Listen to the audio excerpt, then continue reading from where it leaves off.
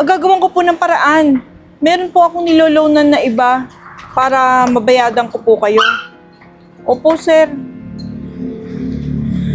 Sir, pasensya na po. Antay-antay lang po ng konting oras. Ma! Opo. Ma! Sige po. Opo. Ma!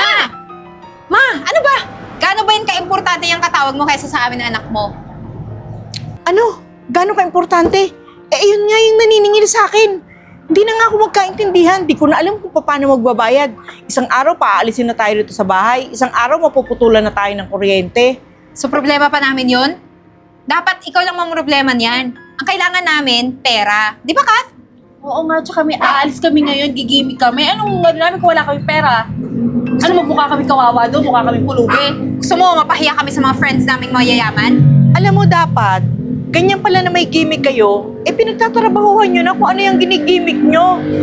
Alam mo, nagtitinda lang ako ng balot. Nasa serenihan ako magdamag para lang may maitustos dito sa pagkain natin. Gigimik lang kayo? Ma! Hindi mo ba nakikita yung postura namin? Pagbebentahin mo kami ng kung ano na dyan, mga bulok na paninda mo? Hindi, no? Hindi. Masisira yung kutis namin! Hindi ko sinabi na magtinda kayo kung anong gusto nyong itinda. Ibig sabihin, magtrabaho naman kayo, tumulong kayo sa akin. Ma, nakalimutan mo ba na ikaw yung magulang, anak mo kami, responsibilidad mo kami. Habang nabubuhay kami, ikaw dapat ang nagpapakain, ikaw nagbibigay ng pera. Kung nga kami inuutusan magtrabaho, trabaho mo yon. Nasa hustong edad na kayo. Hindi ko na kayo karguhin dapat. Kahit nasa hustong edad kami, kung ayaw namin, hindi namin gagawin. Sa'yo na lang, yung kamay mo na lang, total matanda ka naman na, pangit naman yung kamay mo, sagarin mo na. Ikaw na magpakalyo, pero kami, hindi kami hahawak ng kung ano-ano. Hindi namin gagawin yung mga magagandang kamay namin. Di ba, Eden? Oo! At ayaw kong mapintasan ako ng boyfriend ko kapag nag-holding hands kami, tapos maggaspan yung kamay ko. Ayoko ma, nakakahiya! Paano na lang? Ganito na lang tayo ng ganito. Ha? Kagkag ako sa paghahanap buhay para sa pagkain natin. Kayo naman dalawa, kagkag kung paano magkakapera sa paggigimik-gimik na yan. Ano pa nga bang gagawin namin? Yun lang naman, di ba? Umuwi lang ako para kumain ng hapunan. Ang dami ko pang tirang balot. Ang laki na pa ng babayaran ko bukas. 4,000 to dapat, 2,000 pa lang. Yan naman pala. Akin na yan, ma. Hoy, ano ba? Ibigay mo na! Pambayad ko to bukas! Ito naman pala may pang-gimik na tayo, Kat. Tag-1,000 tayo. Tapos susunod, ayusin mo yung trabaho mo para mas marami ka pang benta at mas marami ka pang maibibigay sa aming pera. Sus Mariosep. Imbis na pambayad ko na nga yan bukas. Ano ba bang silbi mo? Maghanap ka ng paraan. Umutang ka dyan sa mga kapitbahay, sa mga kumari mo sa tindahan. Maraming paraan, ma. Gawan mo. Di ba? May kasabihan nga. Kapag gusto, maraming paraan. Tsaka huwag mo na kami pinapahirapan. Kung magbibigay ka rin naman na, ibigay mo na. Hindi yung pinahihirapan mo pa kami, meron ka rin naman palang pera dyan. Oh. Arte mo. Tandaan mo ha, dagdagan mo to sa next naming paghingi. Di yung 1,000 lang. Hanggang saan lang ba to aabot? O tara na, Kat, baka mali tayo. Naghihintay yung boyfriend ko. Ay, Diyos ko. Hanggang kailan pa kaya ako magiging ganito sa mga batang to? Pagod na rin kaya ako.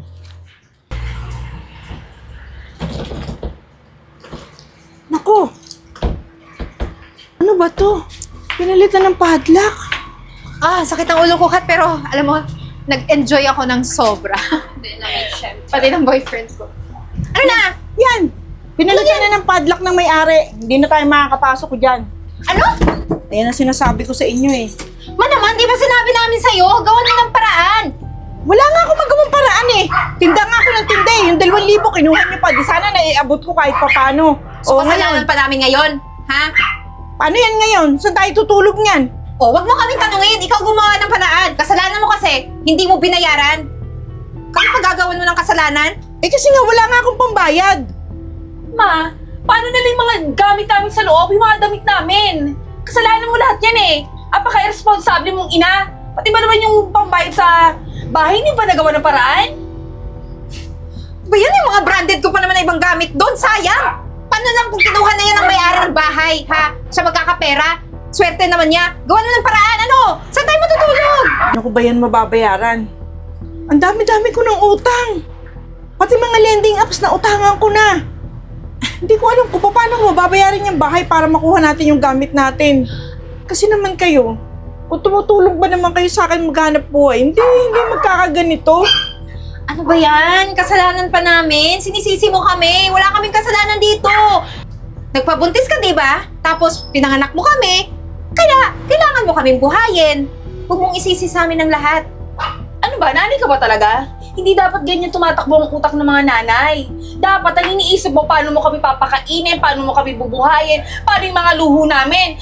Dahil hindi naman namin ginusto na ipinanganak dito. Kung hindi ka lumande, sana hindi ka nabuntis, hindi mo kami pinanganak. Kaya magre-reklamo ka. Lalo na, hindi namin ginusto na magkaroon ng nanay na mahirap na katulad mo. Nakakahiya ka? Tsaka, alam mo ba, yaan mo na kung hindi niya mabuksan. Eh di naman natin problema yung problema niya na yun kasi tayo, may mga kaibigan, tsaka may boyfriend ka naman din. At may boyfriend din ako na matutulugan. Mayaman yun. Alam mo, tama ka. Mabuti nang in-open up mo yung topic na yan. Okay, so, good luck kung saan ka matulog. Diyan sa tabi-tabi, sa kalsada, sa lansangan, wala kami pake. Basta kami, aalis kami, at mamumuhay ng mga rangya doon sa mayayaman naming boyfriend. Tara na, Kat!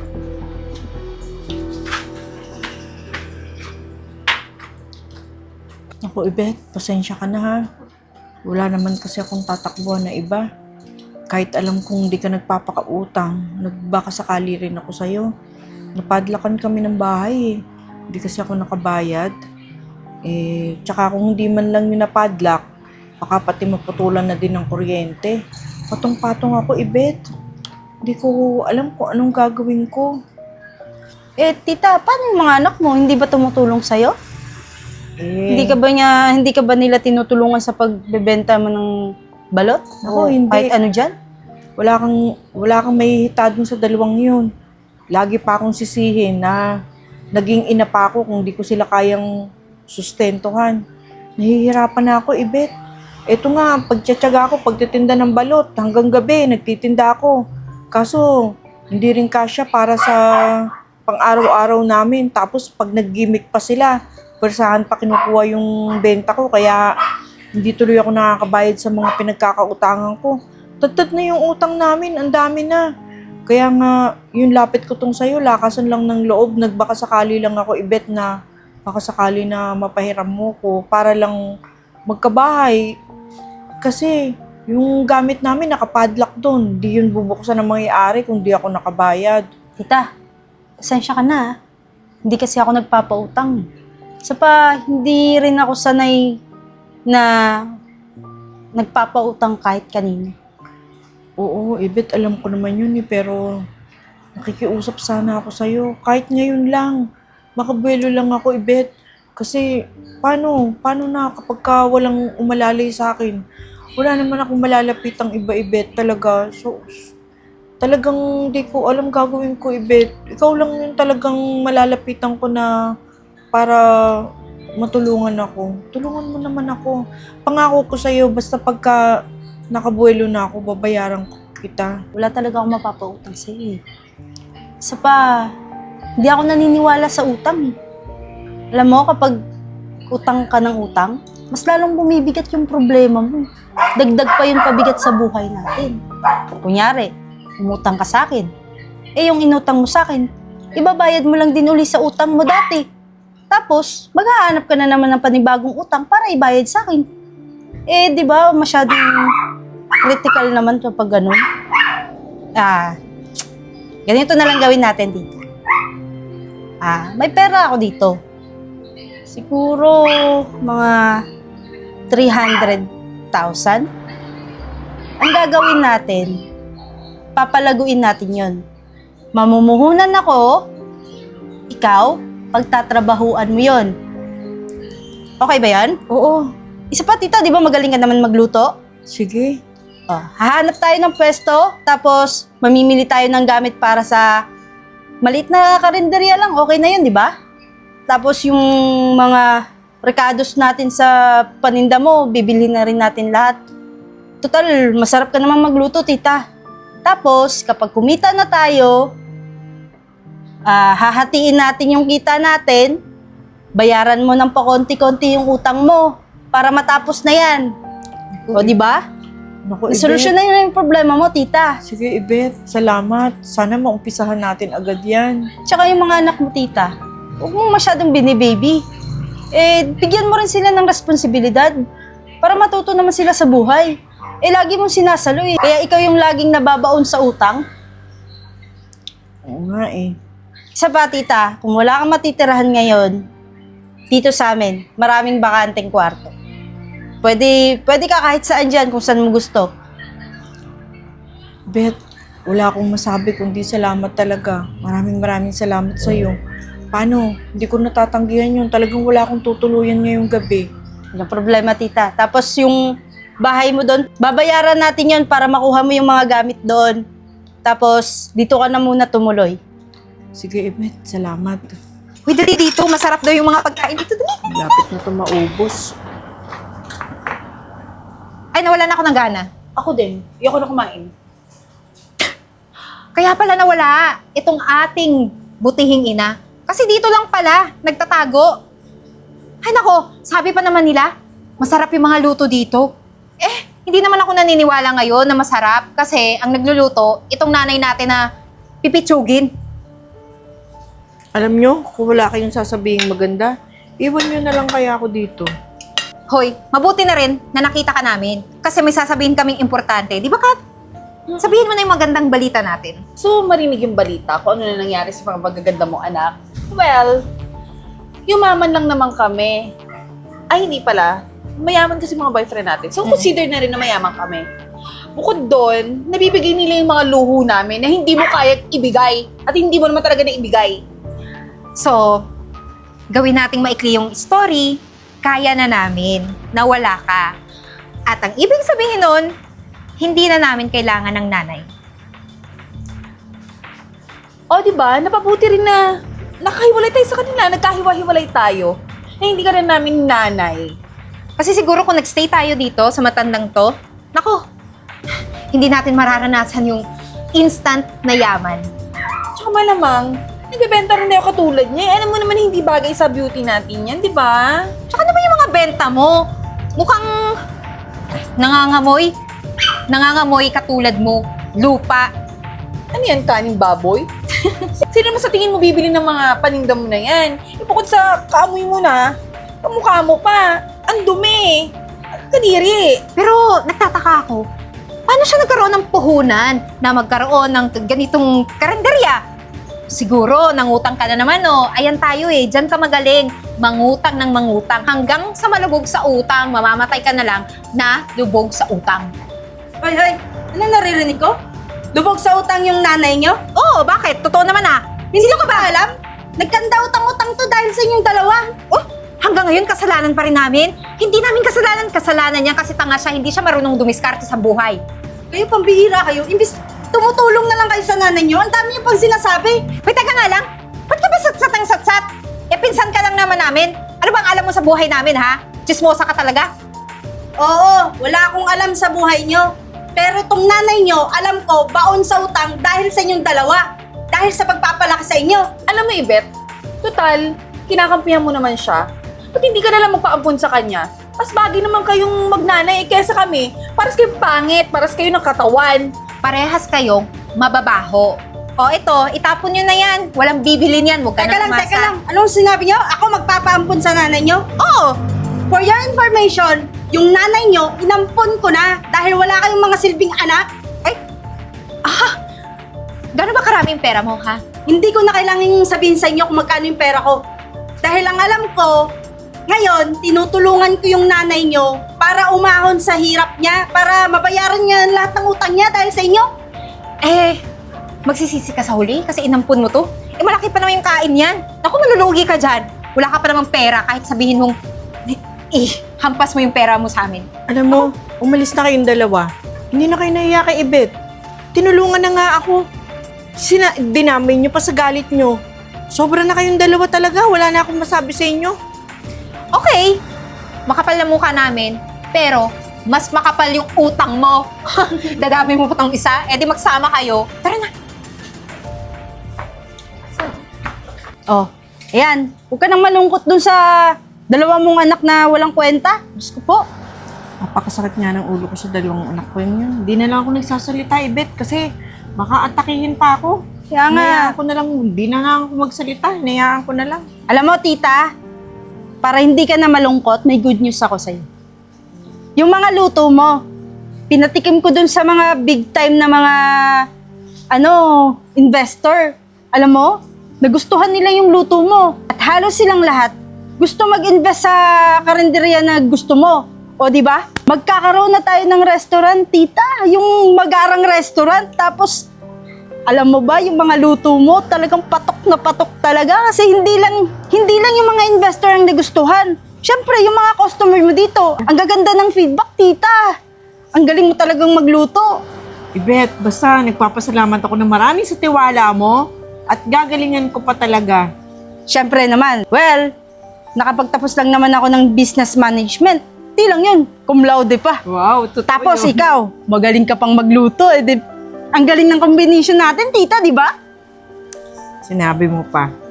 Basta, go with the flow na lang ako kung anong gusto mo. Oo, huwag kang malungkot. At saka, yung mga utang mo, paunti-unti, Oo, mababayaran mo na yun. Oo, di ba nababayaran na nga natin? At yan yung malaking tulong ko sa'yo talaga. Pag natapos yan, wala na akong isipin. Siyempre naman, mag-enjoy ka na sa life mo. Tsaka yung mga anak mo, hayaan mo na sila. Kung anong sinasabi nila sa'yo, idaan mo na lang sa kabilang tenga. Masyadong masakit eh. Oo nga. Ano, gusto mo bang kumain?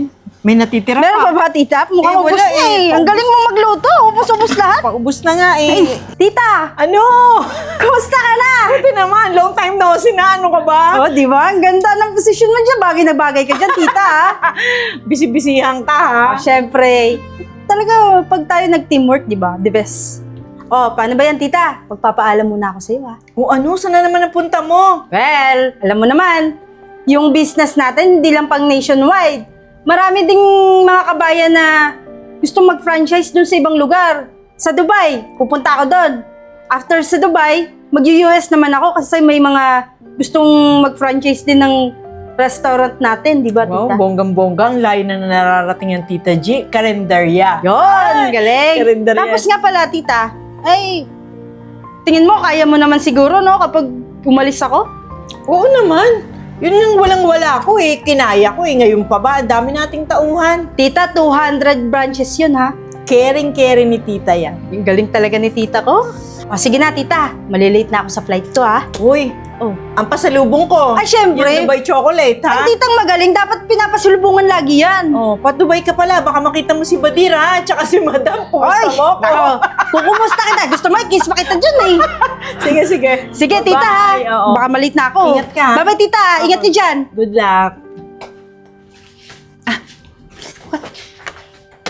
Ma, kamusta po? Baka pumunta kayo dito para buskahin na naman ako. Huwag niyo sirain ang araw ko. Please. Ma, hindi naman po sa ganun. Nandito po kami para mangutang. Mangutang? Oo, Aba, ang gagaling. Kaya pala nagbago yung ihip ng hangin. Ano nangyari sa inyo? Eh, kasi po yung boyfriend namin, iniwanan din kami. Iniwanan din kami ng mga utang. Kaya, nahirapan na po kami. Eh, nandiyan ka naman po eh. Di ba tutulungan nyo naman po kami? Kasi mga anak nyo naman po kami. alam po namin hindi nyo kami matitiis. Eh, wala eh. Hindi kami sinuwerte dun sa mga boyfriend namin. Ayun, sumama din sa ibang babae na mayaman. Kami naman, hindi naman talaga kami mayaman eh. Kaya naman pala nawala mga yabang nyo. Ngayon, naiintindihan nyo na kaya yung mga pinagsasabi nyo sa akin? Napagsisihan nyo na kaya yung mga ginawa nyo? Oo naman po. Eh, pasensya na talaga. Sorry sa mga nasabi naming masasakit dati. Alam mo, kung ang naging ina nyo ay mahirap, sinasabi nyo sa akin na hindi nyo kasalanan yon, hindi nyo nga kasalanan. Pero, hindi nyo dapat isumbat yun sa mga magulang kung ang magulang man ay naging mahirap. Dapat, ang isang pamilya nagsasama-sama kung may hirap man o meron man silang bagay na dapat tawidin, dapat isolve na problema, sama-sama. Hindi yung gaya ng ginawa nyo sa akin na iniwanan nyo ako sa ere. O ngayon, na isurvive ko yung buhay ko nang wala kayong dalawa, nakaalala kayo ng ina. Hindi ko alam kung anong ngayon nasasabihin ko sa inyong dalawa. Eh ma, pautangin na lang po kami para mabayaran namin yung mga taong pinagkakautangan namin. Baka po kasi pabarangay kami o ipapulis nun. Makulong pa kami ni Kat. Ang ginawa sa akin ni Ibet, hindi niya rin ako pinautang. So, hindi ko rin kayo pauutangin. Ma, parang awa mo na. Kat, magmanghawa ka nga, mama. Ma, nagbago naman po talaga kami. Kung ayaw nyo kami pautangin, eh, kahit bigyan nyo na lang kami ng pampuhunan para makapagsimula din kami, katulad din nangyari sa inyo. Ganon. Yun ang gusto kong mangyari. Alam niyo yung pinag-umpisahan ko. 3 kaldero, 4 na kalderong ulam. Doon kayo mag-umpisa. Bibigyan ko kayo ng tag 2,000, ha? Mag-umpisa kayo at magsikap. Ang pagninegosyo, ha, hindi gaya-gaya lang. Kailangan yan, didibdibin nyo. Kinakailangan yan, may pagmamahal kayo sa trabaho nyo. Hindi yung basta nakahawa kayo ng pera, arya na. Kat, pag-ipunin na lang natin tong pera tapos sabi ni Mama, magsimula na lang tayo ng karinderya din. Baka naman makabawi tayo dun. Sasamahan nyo ng sipag at tiyaga. Ganun na magnegosyo. Baka gimmick lang kayo ng gimmick. Hindi na po, Ma. Pass na kami sa gimmick. Kailangan talaga naming magkaroon ng pera pambayad sa mga pinag-utangan ng boyfriend namin. Sana maging aral sa inyo yung naranasan nyo ngayon. O siya, sige, Ma. Sisikapin namin na makakabangon kami ulit ni Kat. Paano, Ma? Salamat ulit, ha. Mauna na po kami. Ingat po kayo. Sige na. Kunti na lang pala to, malapit na maubos. Kat, ano? Meron pa ba? Kunti na lang eh. O sige, magluluto na lang ako ulit kasi panigurado maraming customers ang dadayo dito. Dudumugin to kasi naman ang sarap ng luto natin. Kaya nga eh, no? Sino man naman mag-aakala na marunong pala tayo magluto. Siguro, hindi siguro. Mana tayo talaga kay Mama. Masyadong tamad lang tayo dati. Kaya nga eh, puro party-party eh. Di ba sana kung inatupag natin to, dati pa di sana matagal na pala tayo nagkaroon ng extra pera. Tsaka tignan mo, 1 week lang, may 50K na tayo sa bangko natin. Sino magkakakala nun? Tsaka pasalamat din tayo sa pinsan natin si Yvette kasi pinayagan tayong pumwesto dito. Kung hindi din dahil sa kanya, siguro mahihirapan tayong magbayad din sa iba nating utang. Ang mahal kaya ng mga commercial building na pinaparentahan ngayon dun sa labas. Oh, siya, ano na? Sige, sige. Dito muna ako, magbabantay Kasi muna kasi ako. yung mga customer darating ha. Teka, si Bakit? Mama! Ma! Oh, napadaan lang ako. Sinilip ko lang kayo. Okay naman po kami dito. Huwag kayong mag-alala. Magandang pwesto to. Dito nga ako nag-umpisa, di ba? Maraming suki dito. Kaya nga po di namin akalain na yung mga suki mo dati hanggang ngayon, ikaw pa rin yung hinahanap. Pero, nagawa naman namin ng paraan ni Kat kasi yung luto mo at luto namin, pareho ng timpla. Kumusta naman ang sales nyo? Eh, yun na nga, Ma eh. Alam mo ba, magiging proud ka sa amin? Alam mo ba, na may savings sa kami? Wow. 50,000 na rin yun, Ma. Hindi, kaya nga ako dumaan, chinecheck ko kayo. Kung kulang, pwede ko kayong pahiramin. Ay! Hindi na namin kailangan. Ako, yung 4,000 na binigay mo, pampuhunan namin dati, naiangat na namin. 50K pa nga kada week yung kinikita namin eh. Kaya wala nang problema, Ma. Tsaka yung mga utang namin, halos lahat bayad na. Alam mo, para akong nananaginip. Parang hindi ko akalain na kayo yung mga salbahing anak ko. Ang babait nyo naman pala. Sana noon pa. Hindi na sana ako na-stress. Hindi sana pumuti buhok ko sa inyo.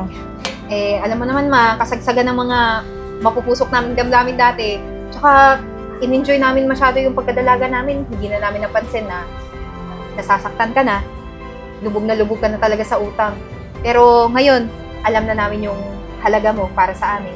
May surprise kami sa'yo. Balak namin ni Eden isama ka sa soft opening ng restaurant namin. Tulad mo, may restaurant na rin kami. Wow, talaga ba? Sige, sasama ako sa inyo. Oh, Ama, umupo ka muna pag hahainan ka namin kasi kailangan mong matikman yung luto namin. Talagang mapapawaw ka. Makakalimutan pa nga lang mo. Sige na, upo na. Kasi kasawin mo na si Sige Mama nga. tapos magluluto pa ako ng Matry nga yung lutong yan kung anong itsura. Kung Basta. anong lasa. Huwag kang mabibigla. Talagang masasarapan ka dito. Saglit lang, Ma.